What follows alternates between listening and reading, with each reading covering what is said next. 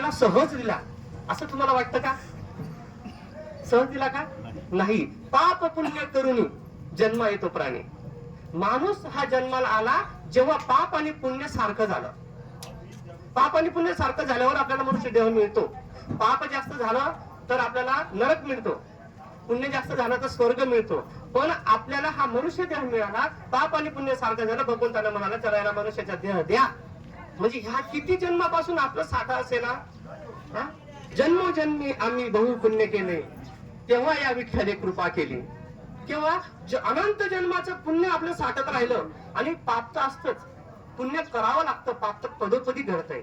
आम्ही बोलतोय ना, माझ्या तोंडातून जी गरम वाफ बाहेर येते ना, तेव्हा लाखो असे असंख्य सजीव आहेत माझ्या तोंडाचे या भागामध्ये की ते मरण पावतायत. ते सुद्धा माझं पाप होत. म्हणून जैन साधू फडक लावतात की तेवढी सुद्धा हिंसा व्हायला नको. आपण बोलताना जे गरम श्वास आपल्याला निघतात, हजारो लाखो जे डोळ्याला दिसत नाही सूक्ष्म जीव मरत असतात त्याच्याने. जैन साधू फडक का लावतात?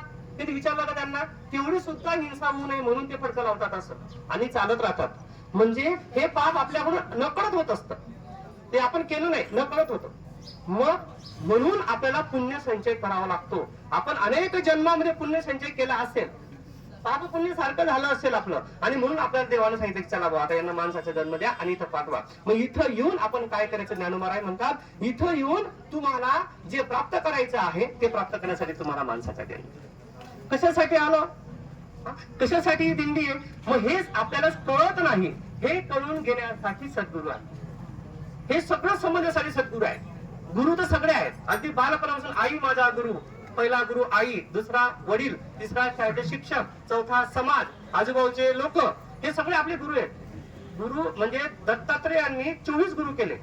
म्हणजे जो जो जयाचा घेतला असे गुण, ज्याच्याकडून जो जो गुण घेतला तो गुरु.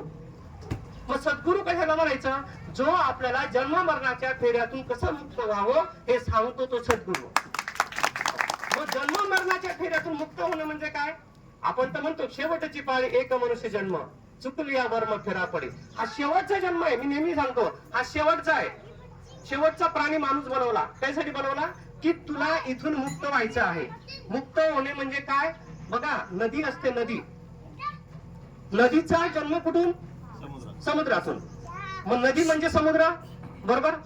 वाफ म्हणजे समुद्र, वाफेपासून ढग बनले तो सुद्धा समुद्र, ढगापासून पाऊस पडला तो सुद्धा समुद्र. आणि ते पाणी जिथून आलं तिथं जाणार समुद्र. हो, कुठून आलं ते त्याला कळतं. मी आलो कुठून, मला जायचं कुठे आहे. पाण्याला कळतं, हवेला कळतं, प्रकाशाला कळतं. मग आपल्याला नाही कळावं का ते? आपल्याला कळायला हवं की आपण आलो कुठून, आपल्याला नेमकं जायचं कुठे. आपण इतकं सूक्ष्म माणूस प्राणी इतका हुशार आहे ना, इतकं सूक्ष्म नियोजन करतो. ते कळायला हवं. मग ते कळण्यासाठी ज्याच्यापर्यंत मला जायचं त्याची भक्ती करायची. माझ्या माय मावल्या सगळे स्वयंपाक करतात ना. तुम्ही स्वयंपाक करताना तुम्हाला आवडणारा करतात तर त्यांना आवडणारा करतात? दररोजच्या जीवनामध्ये तुम्ही स्वयंपाक सुद्धा स्वतःला आवडणारा करत नाही. ज्याच्यासाठी करायचा त्याला आवडला पाहिजे. मग भक्ती सुद्धा मी माझ्या आवडणारी करायला नको, ज्याच्यासाठी करायची ना भक्ती त्याला आवडली पाहिजे. पण नेमकं आपलं उलट चाललं. आपल्याला पटतं तशी आपण भक्ती करतो. देवाला काय आवडतं आपण त्याच्यात कधी शोधच घेतला नाही. देवाला काय आवडतं तसे शोध घेता नाही. ज्ञानोबा म्हणून म्हणतात मनाच्या मार्गाने भक्ती केली म्हणून तुम्ही तिथपर्यंत पोहोचू शकत नाही. मनोमार्गे गेला तेथेची मुकला, हरिपाठी श्रावला. मनाच्या मार्गाने केलेली भक्ती फळत नाही. तुम्ही कितीही गंध लावा, कितीही डेकोरेशन करा, कितीही पांढरे कपडे घाला, कितीही लोकांमध्ये कीर्तन प्रवचन सांगा, पण तुमची भक्ती फळाला येणार नाही नाही नाही. मग का फळाला येणार नाही? कारण ती देवाला आवडत नाही. मग देवाला काय आवडतं? आवडे देवाशी ऐका तो प्रकार, नामाचा उच्चार रात्रंदिवस. मग देवाला आवडणारी भक्ती म्हणजे नामस्मरण करा. नामस्मरण जोपर्यंत तुम्ही करत नाही तोपर्यंत तुमची भक्ती फळाला येत नाही. कितीही धकाधकीचे जीवन असते असं म्हणत नाही. बघा, संत इतके हुशार होते ना. ज्ञानोबा आहे तर प्रचंड हुशार. इतके कमी वयामध्ये हरिपाठाच्या पहिला अभंग ज्ञानोबा काय म्हणतात? नाही बाबा तुम्हाला वेळ नाही ना, तुम्ही कलियुगात येत ना, रात्रंदिवस तुम्हाला वेळ नाही ना, एक क्षण या. काय म्हणतात गोड? किती गोड म्हणतात? एक क्षण. उभा क्षण बरी, देवाची द्वारी उभा क्षण बरी. हो, इतका वेळ काढू नको, एक क्षण. आणि मग जसं जसं तो हरिपाठामध्ये म्हणतो ना, शेवटच्या अभंगामध्ये काय म्हणतात? रिकामा अर्धघडी राहू नको. लटिका व्यवहार सर्व हा संसार. म्हणजे 27 अभंगामध्ये आपली एवढी प्रगती झाली पाहिजे की आपल्याला हे कळलं पाहिजे की हा व्यवहार लटिका आहे, हा खोटा आहे. बघा आपण सगळे शेतकरी आहात इथं, आपण पेरला का नाही, कापूस लावला, काही ज्वारी बाजरी पेरली का नाही, कधी किती काय होतं आबा 2-4 झाड असे मध्ये घेऊन जातात, 2 चाकाच्या मध्ये जी आपण काय म्हणतो, तुम्ही काय म्हणता, खड्डी म्हणतात ना? काय म्हणतात तुम्ही? हा 1-2 झाड येऊन जातात. मग ते अगदी म्हणजे व्यवस्थित असतात ते, म्हणजे जे पेरलेल्या झाडांपेक्षा ते झाड टवटवीत असतात. मग तुम्ही त्याला ठेवतात का हो? का बरं? काबटी होते आपण त्याला, आपण त्याला काय म्हणतात, लबाडे म्हणतो आपण त्याला. लबाडे ते कितलं का तयार आहे ना, पण ते लबाडे त्याला उपटून फेकतो की नाही आपण, तसे लबाडे होऊ नका, लाईनीत राहा. भक्ती लाईनीत केली किती फळते महाराज. भक्ती मग कोणती लाईन, कोणता मार्ग, जो साधू संतांनी सांगितला तो मार्ग. मग त्या मार्गापर्यंत जाणं फार गरजेचं आहे. मार्ग दावून गेले आधी दयानिधी. कोणाचा मार्ग स्वीकारायचा, जो त्या मार्गावर चालून अगोदर गेलेला आहे. त्या मार्गावर कोणती गेले ना, नाही मी आता जायले मला माहिती तू गडबड जाशील, अंदाजे मार्ग दिला, मग आपण वाट भरकटलो. वाट न भरकटावा, या जीवनाची सार्थक व्हावं, वाट भरकटू नये म्हणून या जीवनाला सद्गुरूची गरज आहे.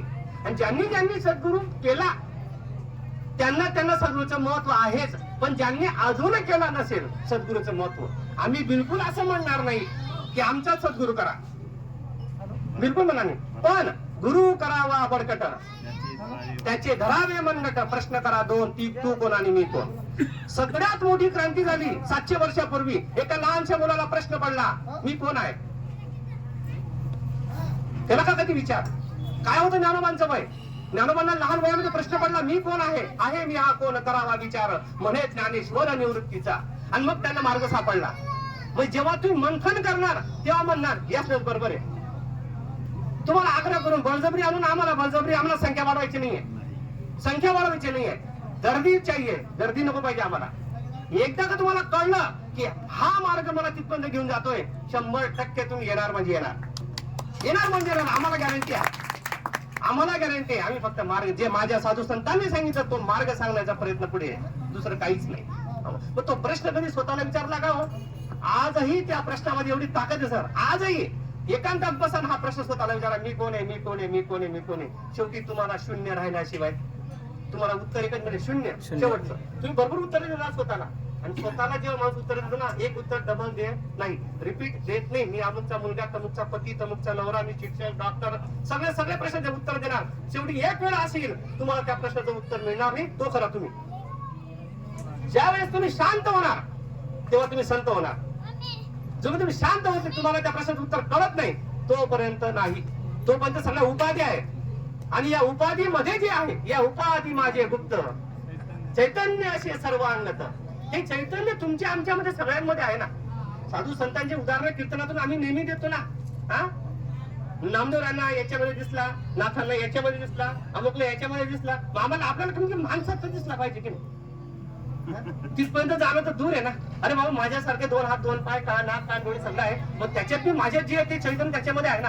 मग सर्व ठिकाणी जे चैतन्य बघा एकदम सुंदर आहे. जेव्हा 11व्या अध्यायामध्ये भगवान कृष्णाने विराट रूप दाखवलं, विराट